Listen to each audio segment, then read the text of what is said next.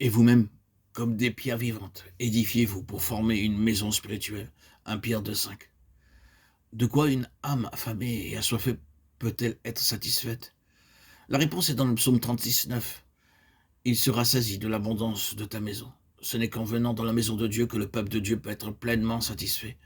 Nous sommes les pierres vivantes qui doivent être mises ensemble pour devenir la maison de Dieu selon un pierre de 5. Lorsque j'ai visité la Terre Sainte, j'ai vu de très grosses pierres d'un ancien bâtiment juif appelé la synagogue. Si vous preniez un caillou et si vous percutiez l'une de ces énormes pierres du mur, elle produisait une note de musique très douce, comme la note d'un orgue. Chaque pierre avait un son différent. Jusqu'à ce jour, on ne sait pas comment ces pierres furent taillées. Les gens viennent de loin pour voir ces pierres, les frapper et écouter le doux son.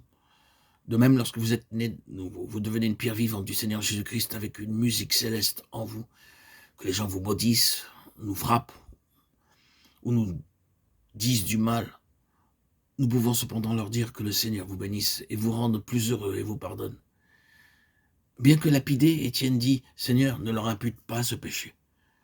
Il disait donc, Seigneur, pardonne-leur. Le Seigneur lui donna une musique céleste. Ensemble, toutes ces pierres vivantes forment la maison de Dieu.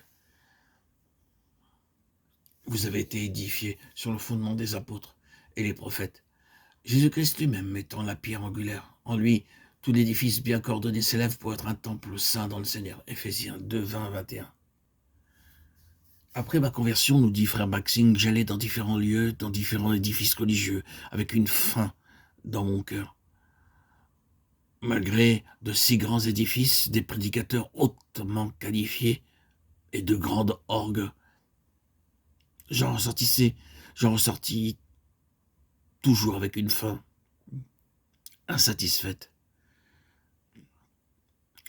Un matin, je me promenais dans les rues de Vancouver, je vis une petite hutte, et j'eus la pensée de m'y rendre pour le jour du Seigneur. Lorsque j'y entrai, quelqu'un à la face rayonnante vint me saluer et dit « Je suis heureux de vous voir ». Sans me demander mon nom, il me pria d'entrer, me disant qu'ils n'étaient que quelques croyants, mais qu'ils aimaient le Seigneur. Chacun avait sa Bible.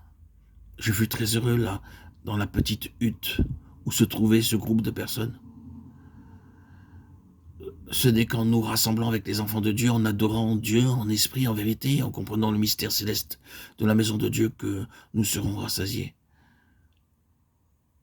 Il est triste de dire que beaucoup de croyants ne comprennent pas la signification de la véritable Église. Nous, les croyants assemblés, constituons la véritable Église.